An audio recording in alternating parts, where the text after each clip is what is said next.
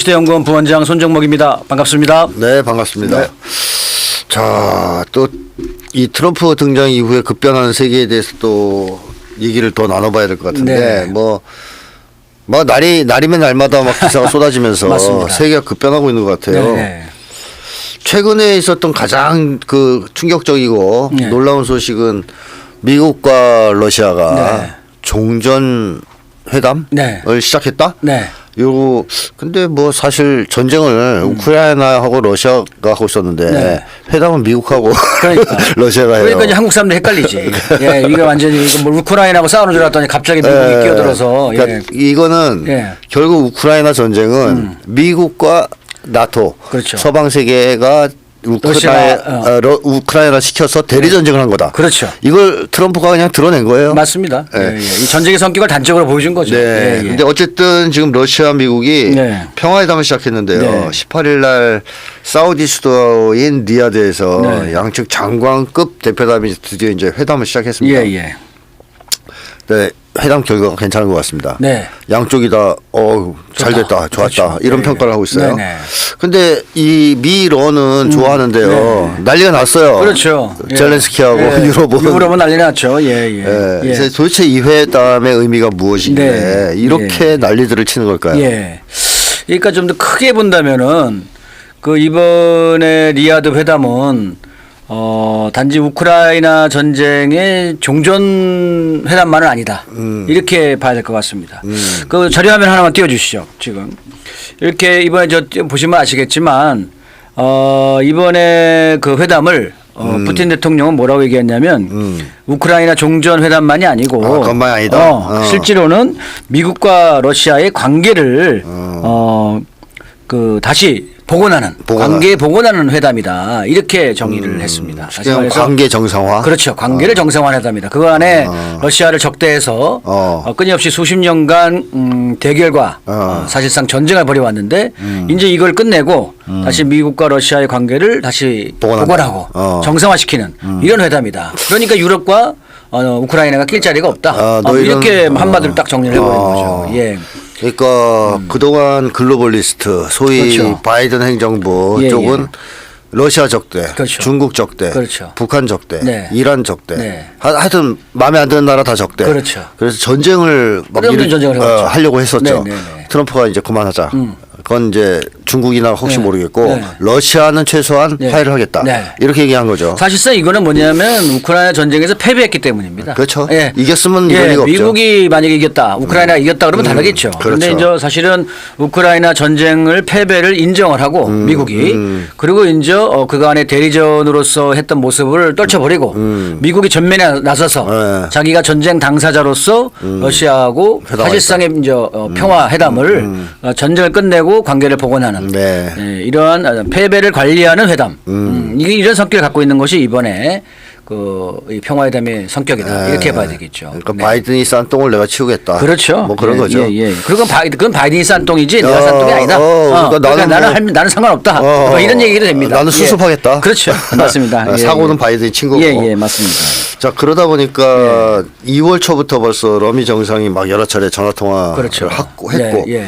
그게 또 통화에서 뭐 좀 결실이 있었기 때문에 그렇죠. 바로 장관급 그래서 회담이 여러 차례 통화회담을 하고 12일 날 예. 이제 언론에 공개된 게 1시간 반 동안에 걸친 통화를 했다는 거죠. 예. 양국 정상이. 예. 그리고 사실상 그걸 공식화한 것은 공개한 것은 이미 사실상 양 정상 간에 그렇죠. 대강의 합의가 그렇죠. 큰 틀의 합의가 됐다. 네. 이렇게 봐야 될 것 같고요. 그 합의에 기초해 가지고 이제 유럽 대표단이 미국 대표단이 14일부터 열렸던 미넨 안보회의 독일에 예. 미넨 안보회 가가지고 큰 소리 빵빵 쳤고 예. 유럽을 반성해라라고 예, 난리쳤고 벤스가 유럽을 네. 아주 유럽을 작살냈지. 그러니까 유럽 애들이 완전히 패닉이 그때 빠진 거죠. 유럽 네. 애들이. 그러고 나서 18일 날 이제 사우디로 넘어와서 러시아하고 공식적인 평화회담을 하게 됩니다. 예. 이건 뭐 사실상 미국이 그동안 추구해왔던 대외 정책, 네. 뭐 세계의 전략 네. 이걸 전면적으로 수정하는 아주 맞습니다. 이게 아주 큰 변화죠. 이게 사실 나토 자체의 존립이 예. 나토의 존립 근거가 뭐겠습니까? 그동안에는 소련 적대였죠. 그전에는. 네, 그렇죠. 그다음에는 뭡니까? 이제 이 소련이 해체되고 나니까 그다음에는 얘들이 이제 사실 해체해야 돼요. 근데 소련 적대를 하기 위해서 만들어졌던 나토가 계속 존립을 하다 보니까 러시아 적대를 해야 되는 거죠. 그래서 러시아 적대를 하면서 지금까지 대결을 해왔는데 이제 러시아하고 화해를 하겠다는 거예요. 나토의 대장이. 네. 네. 나토의 대장인 미국이 러시아하고 화해하겠다고 그러니까 나토는 어떻게 되겠어요? 밑에서 같이. 분립군구가 이제 무너지는 거지. 그렇죠. 예. 그래서 사실상 이게 나토의 해체로 이어지는 그 시작이다. 대사건이다. 이렇게 얘기가 나오는데요. 그 다음 화면을 한번 넘겨주시죠. 실제로 이번에 러시아 투데이에서는 나토가 종말의 시작이다. 이렇게 지금 이걸 넘겨야 되지 않나요? 예. 하나. 예, 이게 나토 종말의 시작이다. 이런 기사가 이번에 떴죠. 예. 그래서 나토 종말의 시작. 실질적으로 나토가 더 이상 이 러시아 적대에 매달릴 수 없는 이런 환경에 처해지면서 실질적으로 이거는 커다란 세계 질서의 변화를 예고하는 아주 큰 흐름이다. 이렇게 지금 보여지고 있습니다. 한마디로 유럽은 그 미국이 러시아나 이런 나라들을 적대하는 거에 빌붙어서 그렇지. 뭐 재미를 좀 보려다가 그렇지. 갑자기 미국이 발을 빼면서 공중에 붕 뜬. 사실 이게 트럼프가 유세 중에 했던 얘기들이에요. 딱 예, 보면. 그렇죠. 근데 이제 이게 설마 했는데 진짜로 이게 해. 진짜로 이게 해버리니까 완전히 이게 진짜로 크게 흔들리는 거죠. 네, 이번에 이 러시아하고 이 회담에서 가장 주목할 만한 것 중에 하나는 네. 뭐 다들 추격에 빠진 이유이기도 합니다. 네네. 젤렌스키 당사자인 그렇죠. 패싱 냈어요. 네. 유럽도 빠져. 그렇죠. 내려오지 마. 예. 끼지 마. 네. 그래서 사실상 우크라이나 종전이 이 중요한 주제 중에 하나인데 네. 이제 협상 주제 중에 하나인데 네. 당사자인 우크라이나 젤렌스키가 소외되고 그렇죠. 유럽도 소외됐어요. 그렇죠. 이거 어떻게 해석하면 좋겠습니까? 그러니까 이제 실제로 이제 이번에 우크라이나 전쟁을 엊그저께 연합뉴스가 한국의 언론들은 지금도 그러는데요. 네. 이 러시아의 우크라이나 침공으로 이 전쟁이 시작이 되었다. 그런데 지금 전황은 교착 상태다. 이런 식의 이제 보도를 지금도 열심히 하고 있습니다. 네. 근데 그렇게 되면은 우크라이나는 약소국이고 러시아는 침략자야. 그러면 우크라이나를 도와준 미국이나 유럽은 아주 착한 약소국을 도와준 네. 약소국을 후원해주는 착한 민주주의 국가. 뭐 이런 식의 프레임이 형성이 돼요. 근데 실제는 그렇지 않죠. 그렇죠. 예, 실제로 나토가 끊임없이 동진 정책을 취해서 네. 러시아를 위협을 했고 그것이 이제 1997년 기본 합의를 어기고 러시아와의 합의를 어기고 네. 끊임없이 확장을 해가지고 결국은 러시아 턱 밑에인 우크라이나까지 들어가서 그렇죠. 러시아를 실질적으로 무력으로 위협을 했기 때문에 이번에 전쟁이 발생을 한 것이죠. 게다가 예. 우크라이나 쪽에서는 민스크 협정을 깨고 그렇죠. 돈바스 지역의 러시아계 주민들을 학살했기 때문에 그렇죠. 학살했죠. 자, 그런 여러 가지 이러한 때문에 성격이 있는 것인데 이러한 성격을 무시하고 러시아가 계속 침공했다. 러시아가 침략자다. 이런 식의 그 단세포적인 그런 규정을 하는 것은 철저하게 바이든 세력들의 입장들만 대변하는 것이지 네. 전쟁의 본질을 바라보는 것이 아니다라는 거고 아까도 말씀드렸다시피 이번 전쟁은 미국과 유럽 특히 미국과 러시아 간의 대리전이다. 그래서 실제로 그래서 미국이 엄청난 2천억 달러 이상의 돈을 퍼부으면서 엄청난 무기를 제공하면서 100만 명 이상의 사상자가 발생하면서 그런 엄청난 피해를 야기한 그런 전쟁이죠. 그러니까 트럼프가 이번에 딴 건 다 필요 없어요. 그렇죠. 그 모든 걸 보여준 거예요. 그렇죠. 한마디로 딱 몸으로 보여준 거죠. 야, 종전이 없어. 우크라이나랑 러시아랑 하는 거 아니야. 그렇지. 미국이랑 하는 거야. 그렇지. 이건 우리 전쟁이었어. 맞습니다. 이렇게 이제 선언을 한 거고 딱 이게 정확하게 전쟁의 본질을 정확하게 전 세계적으로 보여준 것입니다. 그렇습니다. 예. 그래서 이게 미국이 패배했기 때문에 미국이 갖고 있던 중심적인 질서를 인절 무너지는. 네.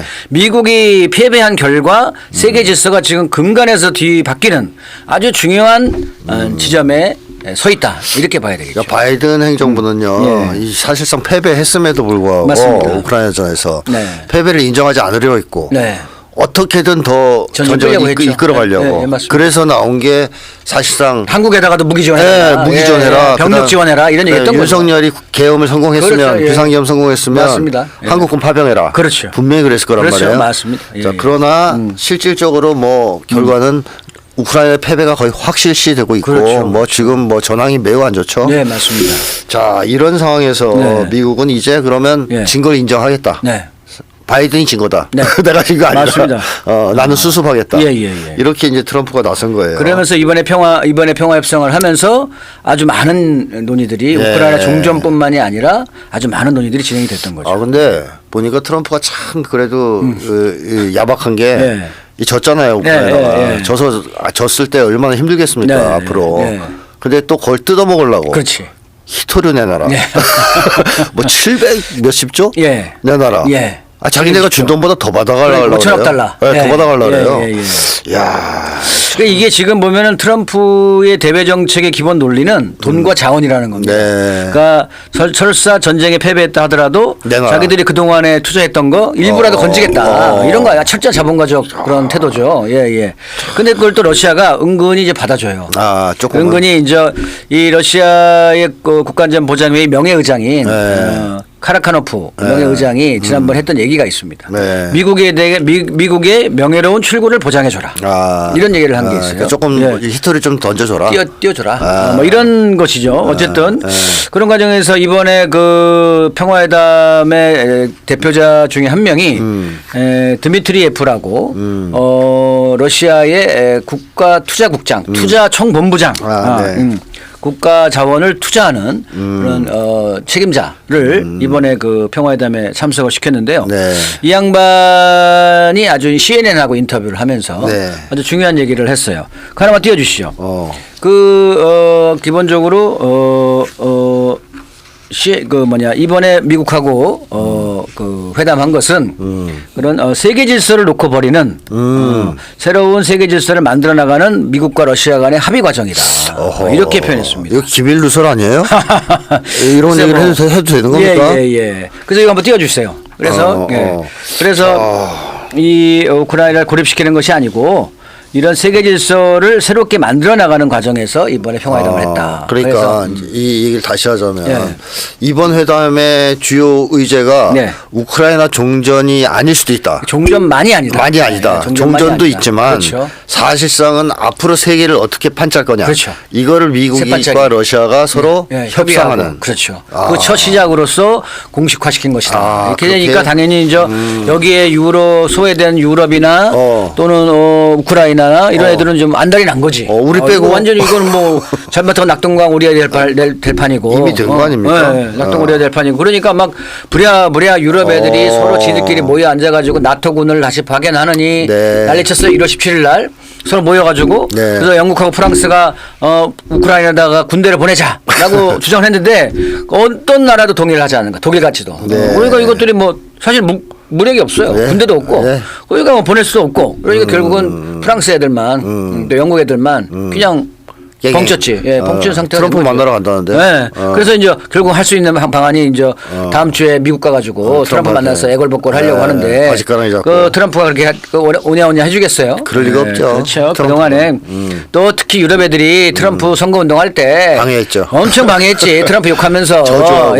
바이든 막 지지하고 해리스. 그러니까 해리스 지지하고 그러니까 이게 뭐 지금 그게 갓대나 칼 갖고 있는데 트럼프가 그렇죠. 그게 가만히 놔두겠습니까? 맞습니다. 자, 그래서 이번에 회담에서는 미국과 러시아가 경제 관련 문제도 많이 다룬다는 얘기가 나오고 있어요. 그렇죠? 그러니까 앞으로 미국한테 좀 줄게.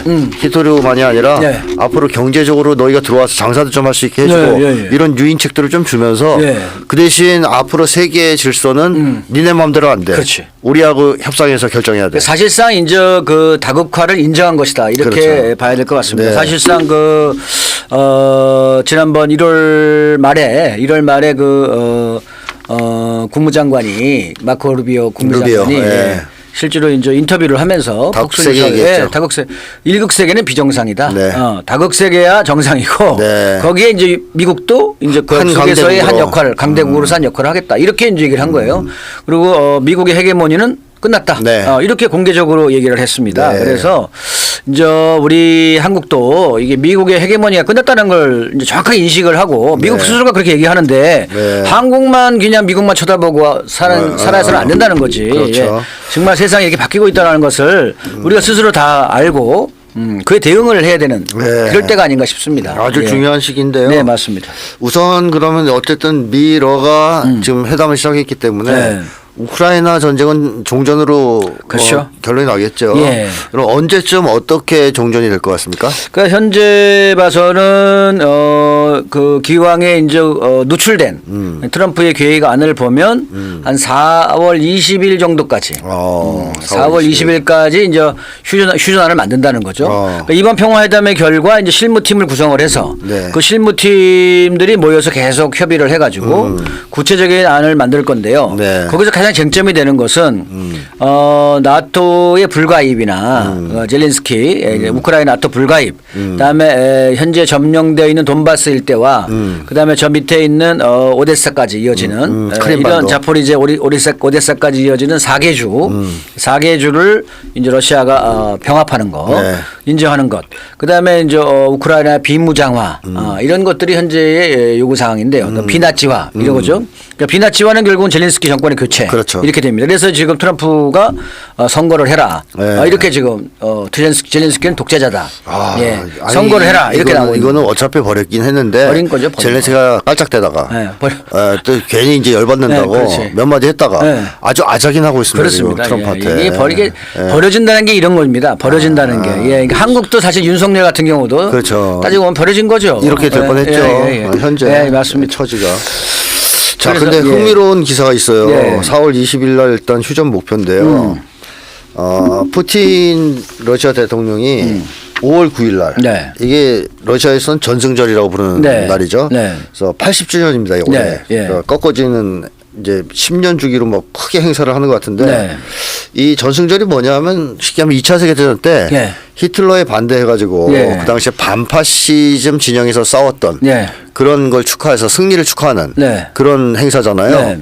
근데 그 당시에 히틀러랑 맞서 싸웠던 나라들이 네. 러시아, 네. 뭐 유럽도 있었습니다만 그렇죠. 유럽은 지금 이제 일단 빼는 거고 네. 미국, 네. 거기 미국이 들어가요. 네. 그 다음에 굳이 확장하자면 북한까지 네. 들어갑니다. 네, 그렇죠. 중국도 들어가고. 그렇죠. 중국 들어가죠. 그러니까 이제 이번에 푸틴이 네. 그 당시에 반파시즘 전쟁 같이 했던 나라들을 초청했는데 여기서 조선을 초청했어요. 북쪽을 네. 북한을. 예. 이게 예전에 초청한 적이 있습니까?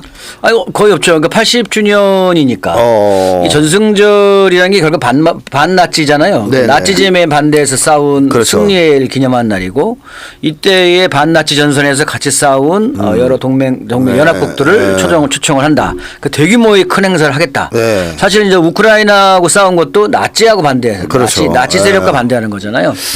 그러니까 이 나치 전쟁에서 승리했다는 날이기 때문에 이제 우크라이나 전쟁을 승리로 마감을 한 그걸 기념하기 위한 것이다. 이렇게 봐야 될 것 같습니다. 어쨌든 여기 이제 북한을 초대했어요. 네. 특이한 건 네. 시진핑 주석도 승낙을 했죠. 승낙했죠. 초청받아 승낙했고요. 트럼프도 바로 그겁니다. 그래서 트럼프가 이제 공식적으로 승인한 건 아닌데요.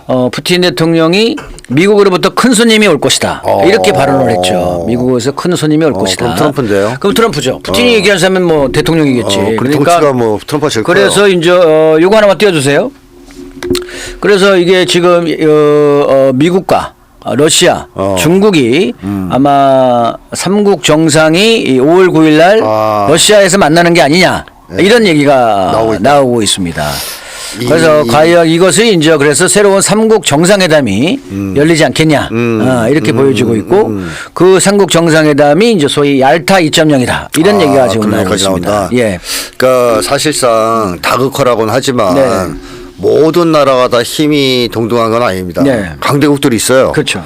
그래서 그 중에서 꼽으라. 네. 강대국 네. 그러면 미국. 네. 뭐 이제 많이 맛이 갔지만 네. 미국, 러시아, 그렇지. 중국 들어가야죠. 그렇죠. 그다음에 인도 네. 이런 데 들어가야 되는데 그렇죠. 예. 이 나라들이 특히 이제 미국, 네. 중국, 러시아 하면 초강대국들이라고 볼 수 그렇죠. 있는데 네. 이 나라들이 이날 모여서 네. 뭘 얘기할 것이냐. 네, 그렇죠. 그래서 얄타 2.0이라는 얘기는 결국 네. 세계 질서, 그렇죠. 세계 재편을 어떻게 할 거냐? 야 세계를 앞으로 어떻게 우리가 꾸려갈까? 그렇지. 너 미국 놈들 너 여태까지 했던 대로 네 마음대로 안 된다. 그렇지. 우리랑 같이 협의해야 네, 된다. 네. 근데 여기 북한을 왜 초청했어요? 글쎄요, 그것도 아니 북한은 어쨌든 뭐 공동 투쟁을 해갖고 또 동맹 관계니까 초청할 수 있는데 뭐 뭐 우리 저 소장님이 기대하는 바는 제가 짐작은 가지만 뭐 그것이 어떻게 될지는 아주 가봐야 할 것 같습니다. 트럼프가 워낙 보고 싶어하니까. 그러니까. 좀 어떻게 안 될까? 글쎄. 뭐 이런 거. 아무튼 그 전에 그 뭔가 조치가 취해져야겠지. 그러니까 3, 4월 달에 네. 2, 3, 4월에 걸쳐서 뭔가 이 한반도에서의 네, 중대한 뭔가 있어야지 이게 뭐가 되지. 그렇죠. 그런 거 없이 이게 갑자기 되겠습니까? 자, 근데 얄타 2.0이라는 기사 아까 네. 보여드렸는데 네. 얄타 1.0이 뭐냐? 네. 얄타 1.0은 바로 2차 대전 종전에 따라서 이후에 전후 처리. 미국과 네. 소련과 영국 수상이 만나서 그렇죠. 당시 루즈벨트, 처칠, 스탈린 네. 이 세 지도자들이 만나서 전후 질서를 합의한 거죠. 네, 합의했죠. 그리고 거기서 유엔이 나왔습니다. 네, 맞습니다. 그러니까 1차 세계 대전이 끝나면 국제연맹, 2차 세계 대전이 끝나면 UN. 국제연합, 네. 이제 유엔이죠. 그다음에 이제 이번에 드디어 사실상의 3차 세계 대전이 끝나면서 새로운 국제 질서, 국제 기구가 만들어질 나올 수 수도 있다. 있다. 예. 지금 현재 어쨌든 푸틴 대통령은 유라시아의 새로운 안보 구조를 만들겠다. 뭐 이런 얘기를 계속 입버릇처럼 하고 있는데요. 네. 그래서 어쨌든 어떻게 본다면 이런 다극화를 대표하는 네. 새로운 국제 기구를 또는 유엔을 그렇게 재편해 나가는 이런 과정이 되지 않을까 이런 생각을 해봅니다. 그래서 어쨌든 사실 그렇다면 미국이 2차 세계대전 이후에 세웠던 핵무기를 앞서 세웠던 그렇죠. 규칙 기반 세계 질서가 이제 무너지고 네. 새로운 세계 질서가 합의된다. 네. 잘하면 네. 삼국 정상에 의해서 그렇죠. 이렇게 볼 수 있는 거죠. 그 다극화 세계 질서가 이제 세계화가 되는 거죠. 결국은 이제 기존의 패권 질서가 완전히 무너지고 네. 다극화 질서로 다 통합이 되는 이런 과정이 되는 거죠. 유럽도 이제 어쩔 수 없이 끌려 들어오는 거고 미국은 당연히 이제 들어가겠다고 자기 입으로 얘기한 거고. 네, 들어봐. 우리 껴줘 좀. 그래서 이번에 나오는 이런 국제 새로운 이런 뭐랄까 다극화 질서에서 네, 국제 질서. 미국이 제기하는 핵심 개념이 나오는 게 소위 세력권 개념입니다. 세력권. 스피어 오브 인플루언스, 영향권 이렇게 표현하기도 하는데 이런 세력권이라는 지정학적 개념을 지금 쓰고 있는데요. 따지고 보면 우리는 미대륙만 먹겠다. 그렇지. 그러니까 이게 쉽게 말하면 우리나라로 따지면 이제 뭐 조폭들 논리로 하면 네. 뭐 일본 말 써서 그렇습니다. 나와바리. 그렇지. 나와바리면 나와바리. 그러니까 서로 나와바리 서로 인정해자. 서로 그러니까 미국은 아메리카.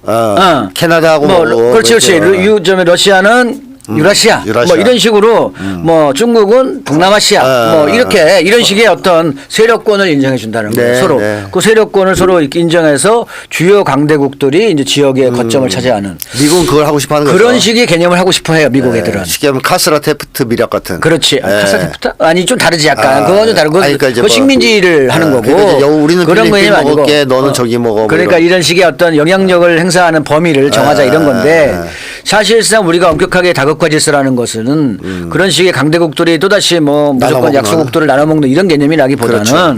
어쨌든 다성적 질서라 표현했잖아요. 그러니까 쉽게 말해서 풀뿌리 그런 신흥국들이 주인이 되는 그런 평등한. 평등과 호혜의 관계를 만드는 네, 것이지 네, 네. 이 수직적인 지역별 수직적 관계를 만드는 건 아니거든요. 그렇습니다. 그러니까 미국 애들이 이제 멍청하게 이제 내가 이제 그러니까 이 신멀로주의, 돈로주의 얘기하면서 내가 이제 요건 내가 내 아발이야 뭐 이런 식으로 하면서 캐나다 먹으려고 그러고 그린란드 먹으려고 그러고 네. 이런 식의 짓거리를 하는 것에 대해서 그렇게는 이제 안 통하는 거지. 안 안 된다. 통하겠지만 어쨌든 이런 인플루언스, 시피어 오브 인플루언스 세력권이라는 개념이 이제 계속 요즘에 회자되고 있습니다. 미국에서. 예.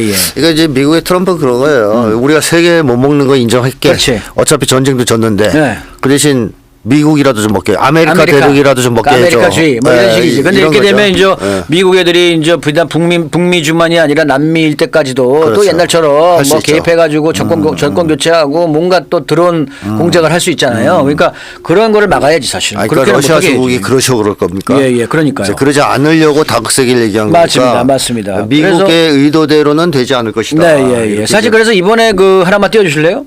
그 이번에 지금 보여지는 것처럼 이번에 회담한 것도 우크라이나전 문제만이 아니고요. 중동 문제, 네. 예, 가자 문제죠. 또 시리아 문제도 있습니다. 네. 중국 문제, 현재의 그런 이 남중국해 일대, 그다음에 대만 문제 이런 네. 거죠. 근데 한반도 문제도 논의했대요. 네, 그렇다고 기사가 한반도 나와요. 문제도 논의됐고요. 그다음에 브릭스와 미국과의 관계 문제, 예. 그다음에 달러화를 안 쓰는 문제에 대해서 달러화를 어떻게 할 거냐, 뭐 이런 문제. 그다음에 러미 간의 이제 경제 협력 문제 이런 것까지도 포괄 포괄적으로 다 논의됐다는 겁니다. 이게 예. 단순한 종전 협상이 아니다 그렇죠, 이런 거예요. 그렇죠. 예. 우크라이나 종전 협상이 아니다. 예. 그러면서 실제로 러시아와 그 미국 간의 관계에 있어서는 이번에 북극해를 공동으로 개발하자 이런 얘기까지 지금 이 그 러시아가 해줬다는 거예요. 예. 야, 뭐 좀 달래가면서 명예롭게 퇴진시켜줄게. 그리고 사실 이번에 더욱 중요하게 나온 것은 오늘 신문에 나온 건데 네. 러시아가 동유럽에 있는 나토군을 철수시켜라. 이렇게까지. 그러니까 이게 이제 우크라이나 전쟁이 이제 우크라이나 전쟁으로 끝나는 게 아니고 완전히 이 지역 일대의 항구적인 평화, 단순한 종전, 단순한 정전, 휴전이 아니고 완전히 이 지역 일대를 완전히 이제 그 안정화시키겠다. 항구적인 이런 것으로 해서 1997년 러시아하고 나토가 맺은 이 러시아와 나토 간의 기본 협정이 있습니다. 안보에 관한 기본 협정. 요 기본 협정 그대로 돌아가라. 라는 얘기를 하는 거예요. 그러니까 이게 그때가 19개 나토국이고 지금은 30개인데 19개국이었던 그대로 돌아가라. 라는 얘기입니다. 그래서 이게 지금 유럽 입장에서도 상당히 이제 부담이 되는 부담되고 충격적이겠죠. 이런 상황이 되는 것이죠. 자, 그러면 어쨌든 미국의 의도는 그러하고 러시아 푸틴이나 중국 쪽은 뭐 나와바리 이제 더 이상 안 돼. 국제 관계는 그런 거 아니야. 그러니까 너희 너무 불쌍하니까 조금 떼줄 테니까 적당히 해. 이렇게 지금 하는 회담이 열릴 가능성이 있겠다라고 그렇죠. 그래서 이제 러시아가 일정한 정도 자원 개발 이런 것들을 건도 약간 일부 띄워줄 수도 있을 것 같다는 보여지고 북극권에 대한 공동 개발 현재 좀 어디야 그린란드를 좀 하겠다는 거는 결국은 북극권이 이제 새로운 블루오션이죠. 거기가 엄청나게 빠른 새로운 교통 요지인데요. 이쪽을 이제 미국하고 러시아가 공동 개발하는 이런 것이 되면 세계가 협력적인 체계가 되겠죠. 그렇죠. 그렇습니다. 그래서 그러한 흐름들이 보여지는데 한편으로는 미국이 이런 거를 통해서 러시아하고 친해지면서 중국하고 거리두기를 만들려고 하고 러시아하고 이간질 시키려고 한다. 또 조선과도 북과고도 이제 이간질 시키려고 한다. 뭐 이런 얘기를 하는데 제가 볼 때는 그거는 뭐 안 먹힐 얘기고 미국의 꿈일 수도 있고. 자, 그렇다면 지금 나토가 거의 흔들흔들하는 상황입니다. 존립이 아주 위태로워졌어요. 그리고 뭐 극적으로는 해체될 가능성도 있어요. 그렇죠. 자, 이런 상황이라면 미국이 유럽에서의 그 나토를 아시아에서도 갖고 있지 않습니까? 그렇죠. 한미일 동맹. 동아시아 나토. 한미일 동맹. 아시아판 나토. 아시아판 나토. 이 한미일 동맹은 어떻게 되겠습니까? 지금 당연하지. 그럼 결국 뭐 원래 주축이 대서양 동맹인데 미국의 소위 규칙 기반 세계 질서를 이루는 근간인 동맹 질서의 가장 근간은 대서양 동맹입니다. 이 나토죠. 나토가 해체될 위기인데 거기 옆에 약간의 옆으로 한쪽에 있는 아시아 쪽에 있는 한미일 동맹이 이게 옛날 모습 그대로 유지가 된다. 이거는 말이 안 되는 거지. 말이 안 된다. 그러면 한미일 동맹도 약화될 것이다. 그렇죠. 그래서 일본을 봐야 될 필요가 있습니다. 일본의 행동이 독자성을 조금씩 강화하고 있죠. 그래서 이제 지난해 말에 일본 외무상이 중국을 방문해서 이제 관계 개선을 협의했고 그리고 올해 들어서는 시진핑 주석을 방일을 초청했죠. 그래서 아마 이제 10월 하반기 때 이제 경제 엑스포가 있다고 하는데요. 아마 시진핑 주석이 한국 들리면서 일본을 방문하지 않을까 뭐 이런 추측도 나오고 있습니다. 그래서 현재 과거와 같은 반중 적대 이런 분위기 일반으로 나가는 것은 일본 스스로가 안 하고 있다라는 거죠. 또 러시아하고의 관계 개선도 서두르고 있고 그리고 이런 어떤 지금 미국부터가 러시아에 이제 사실은 뭐 새로이 관계 개선을 하면서 경제 협력을 하고 그래서 맥도날드가 들어간다는 둥 뭐 이런 얘기가 좀 나오고 있는 판인데 그럼 당연히 일본도 당연히 들어가려고 하겠지. 그럼 한국이라고 해서 멀쩡하게 뭐 쳐다보고 있을 수 없는 거 아니에요? 그렇죠. 그러니까 이게 관계 개선이 다 이루어지고 경제 협력이 다시 재개가 된다면 그러면 어떻게 한미일 동맹이 옛날 모습처럼 적대 관계 속에서 유지될 수 있겠냐? 한미일 동맹은 중국만 적대하는 게 아니고 러시아도 적대하는 거고 북도 적대하는 거고 이 동맹이기 때문에 그대로 유지될 수는 없다. 그렇죠. 이런 얘기죠. 맞습니다. 자, 그렇다면 여기서 아주 중요한 문제는 결국 북미 간의 관계 개선 문제입니다. 그렇죠. 우리 언론에서도 계속 이제 언급하고 있는데요. 그 최근에 트럼프나 국방장관인 헤그세스가 핵보유국이라고 지칭해서 언론에서 난리가 났었죠. 그렇죠.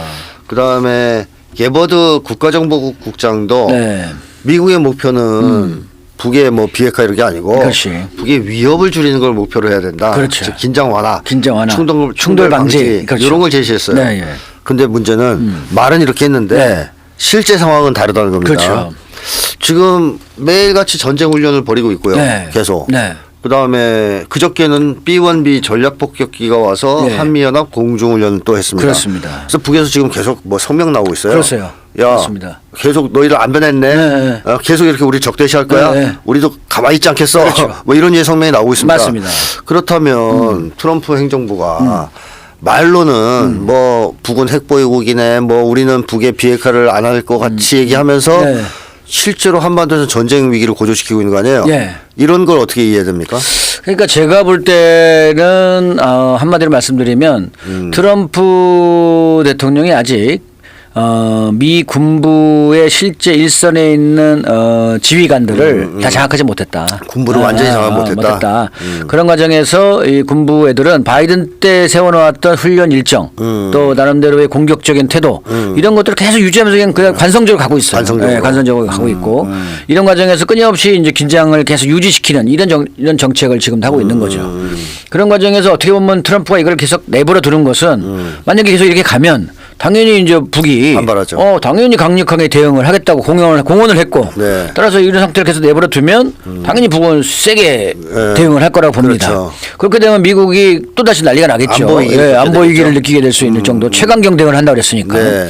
만약에 이렇게 돼 가지고 긴장이 확 올라간다. 그러면은 당연히 트럼프 입장에서 그걸 딱 명분으로 해가지고 필요한 군부 애들을 좀 제거하고 너희들 때문에 바꾸고 될 것도 안 돼. 물갈이하는 이런 수순을 기다리고 있는 게 아닌가 이런 생각이 들어요.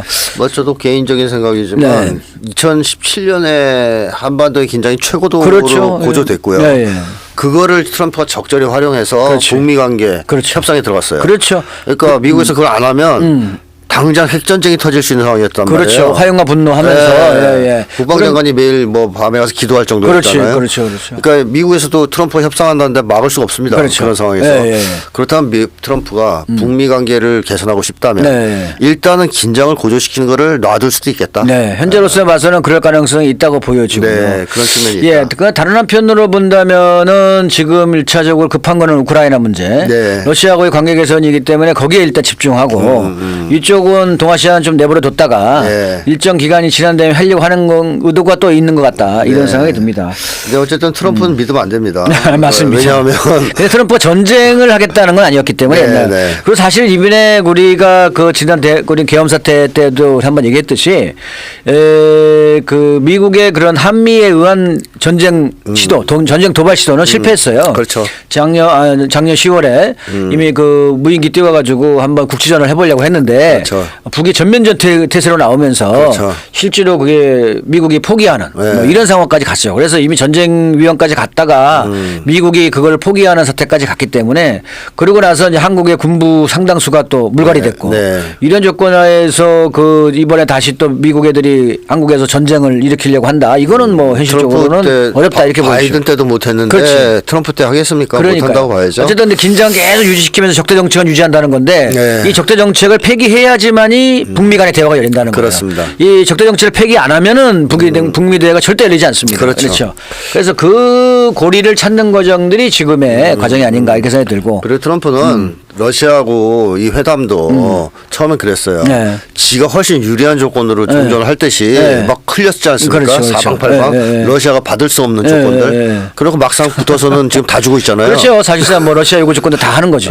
사실상 그러니까 하고 있는 겁니다. 북미 관계도 비슷한 패턴도 예측해야 된다. 그러니까 이런 것 같아요. 그러니까 러시아가 원하는 대로 조건을 하면서 결국은 약간의 자원 개발권 또는 무슨 경제적 이권 이런 걸 얻는 형태로 이제 딜을 하는 형태가 될 것 같은데 북하고 협상에서도 얼마 전에 갈마 휴양지고 원산 쪽에 이런 얘기를 한 걸 보면 아쉬워합니다. 그런 결국 그게 제재를 해제하겠다는 얘기거든요. 관광 산업을 활성화시키려면 제재를 해제하지 않으면 안 되는 거니까 그 제재를 해주고 북미 간의 관계를 개선하는 대가로 미국 자본이 뭐 북에 들어가는 뭐 이런 모양새를 지금 또 생각해 볼 수 있겠죠. 트럼프가 그 제가 계속 얘기하지만 거기 지금 갈마 그 휴양지구 들어선 곳에 트럼프 타워를 세우고 싶어 했어. 근데 그게 좌절돼서 매우 슬퍼. 그래서 얼마 전에 한 얘기가 그겁니다. 해안가에 콘도 세울 때가 널렸다. 그러니까 딴 데다 세우겠다는 얘기예요. 결국 그러니까 거긴 뺏겼지만. 그렇지. 뭐 어디든지 간에 그 길이가 워낙 기니까 네. 그래서 충분히 할 수 있다 이런 얘기를 하는데. 자, 그러면 어쨌든 지금 한반도에서의 이제 미국의 행동은 전쟁을 하겠다는 것으로 볼 수는 없다. 전쟁 근데 적대 정치가 어쨌든 유지되고 있는 거죠. 있지만. 네, 적대 정치가 유지되고 있는 거고 계속 이 상태를 내버려 두면 그냥 이 상태로 가는 거지. 그렇죠. 관성이니까. 네. 그러니까 이건 어쨌든 한 번쯤은 끊을 필요가 있는데요. 정리할 것이다. 한편으로 보면 지난번에 그 2월 10일인가요? 2월 한겨레 신문에 나온 걸 보면 문재인 뭐 문재인을 저는 별로 좋아하진 않지만 네. 아무튼 이 사람이 이제 그 인터뷰를 했어요. 인터뷰한 거 보셨나요?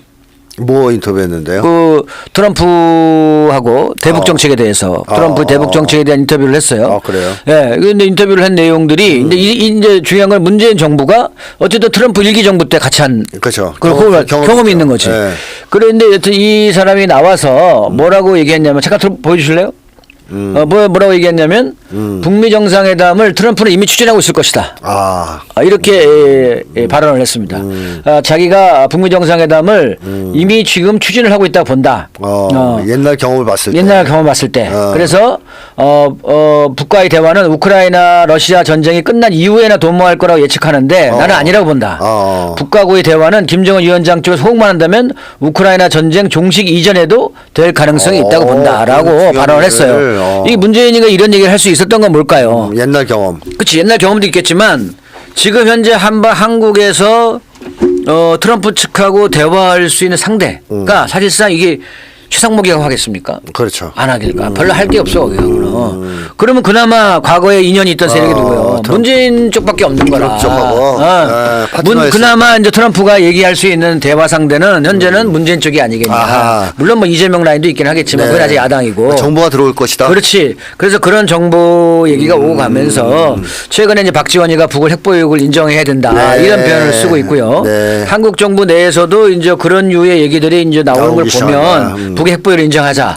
이런 얘기를 하는 걸 보면 아마도 트럼프 측의 어떤 입김이 들어간 게 아닌가 이렇게 생각이 들고 아마 문재인 쪽하고도 아마 트럼프 쪽하고 어떤 그러한 그 고리가 있는 게 아닌가. 왜냐하면 같이 했으니까 과거 그렇죠. 일기 때. 그렇죠. 익숙하잖아 트럼프가. 그렇죠. 트럼프가 익숙하고 그리고 그런 면에서 김현종이나 이런 인물들을 세우는 걸 보면 그 당시 문재인 때 그 안보실장을 했던 거 아니야. 안보실장이 뭐야 2차장인가 이렇게 안보실 일을 했던 거잖아요. 그러니까 그런 게 다 트럼프 라인하고 연관되는 거니까 그래서 그런 흐름들이 조금 있는 게 아닌가 보여져요. 어쨌든 물밑 대화는 되고 있다라는 식의 지금 얘기를 하고 있는데 모르겠습니다. 그건 되고 있는지 안 되고 있는지는 모르겠는데 어쨌든 최근에 그 야당 쪽에서부터 북의 핵보유를 인정하자 이런 얘기가 나오는 걸 보면 어쨌든 미국의 입장이 트럼프 정부의 입장이 한국 쪽에도 전달되고 네, 그러게 이제 얘기가 조금씩 흘러나오는 게 아닌가 이런 생각이 듭니다.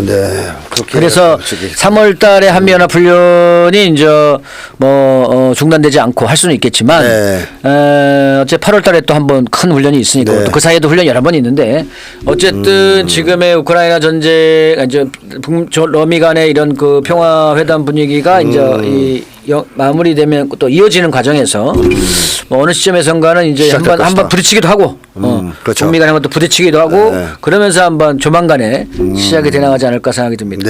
여하가 어쨌든 트럼프는 건국 250주년이 되는 내년 7월 4일까지 주요한 세계 현안들을 해결하겠다는 거예요. 해결하겠다. 그래서 현재 아주 주목할 만한 사항은 비단 한반도만이 아니라 대만에 대해서도 지금 남중국해에 있는 미군을 줄이겠다는 얘기가 나오고 있어요. 미군 감축 얘기가 좀 나오고 있고요. 그 대신에 중국의 연안 경비 병력도 줄여라. 이런 얘기를 지금 하고 있다는 얘기가 블룸버그에서 나왔고요. 그다음에 현재 이 유럽에 있는 미군들, 유럽에 있는 미군이 한 6만 5천 명 정도 되는데 그중에 2만 명 이상을 감축하겠다. 이런 얘기도 지금 또 나오고 있습니다. 그래서 미군 감축 얘기가 계속 나오고 있기 때문에 한반도 역시도 또 일본에 있는 미군 역시도 그런 어떤 흐름과는 무관할 수 없다. 이렇게 봅니다. 자, 어쨌든 한반도 상황이 바이든 행정부 때와는 크게 달라질 것은 분명합니다. 그렇죠. 그렇게 본다면 북미 대화가 시작될 가능성이 높다라고 봐야 되는데 어쨌든 대략 언제쯤 그게 실현될 것 같다고 보십니까? 글쎄요, 또 한번 또 점을 치라고 하시는 날짜를 확정해 주시죠. 우리가 작년에도 그런 얘기 했었죠. 그래서 2025년에 평화협정 분위기가 나올 거라고 전 얘기했었어요. 그때. 그래요. 그렇죠. 요즘 보이십니까? 뭘 봐요? 평화협정. 한반도 평화협정. 아, 이제 분위기 입으로 이끌고 그렇지. 있는 것 분위기 있는 같습니다. 거 하잖아요. 네, 그죠? 네. 제가 작년에도 평화협정 얘기도 했었는데, 네.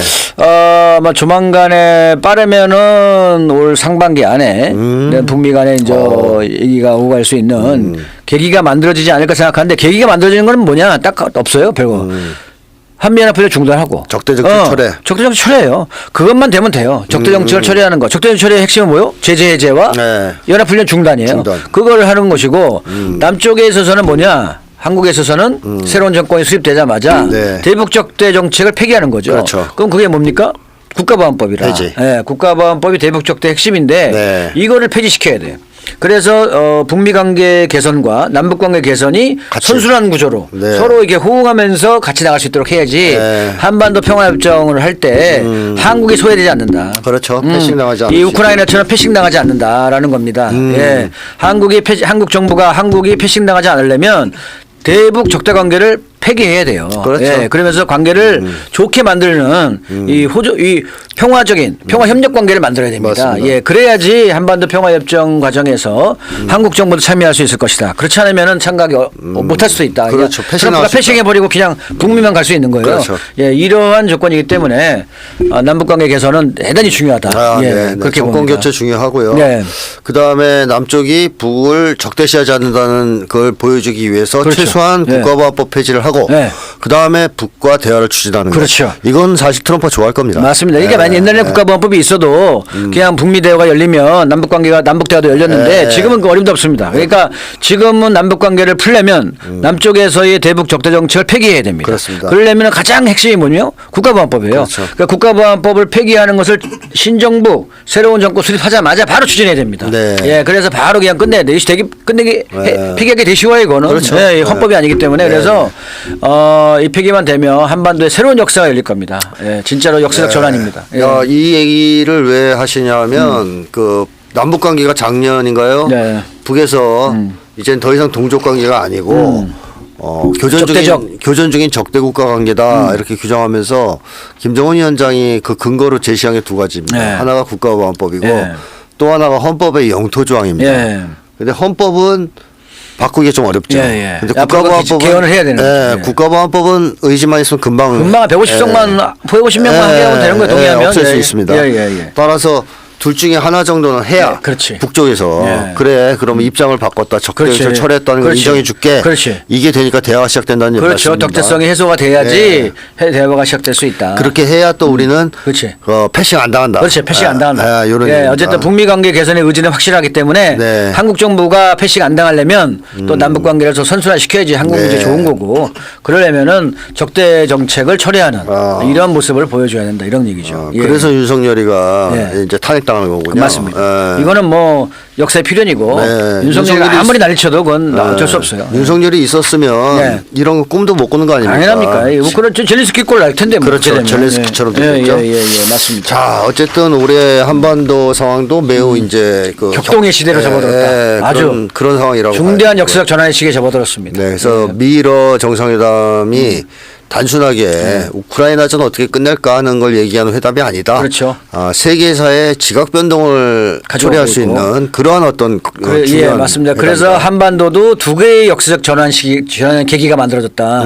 미국이 북을 핵보유국으로 인정하는 것과 또 남쪽 한국의 새로운 정권이 수립되는 네. 이 두 가지가 동시에 전개되는 아주 80년 만에 처음 열리는 아주 역사적인 전환의 시기가 지금 열리고 오고 있습니다. 있다. 네. 네. 자, 그럼 뭐 어쨌든 올해 많이 나와주셔서 네. 향후 진행되는 어떤 상황들 네. 다시 얘기해 주시기를 부탁드리고 예. 오늘은 여기서 마치겠습니다. 예, 감사합니다. 예.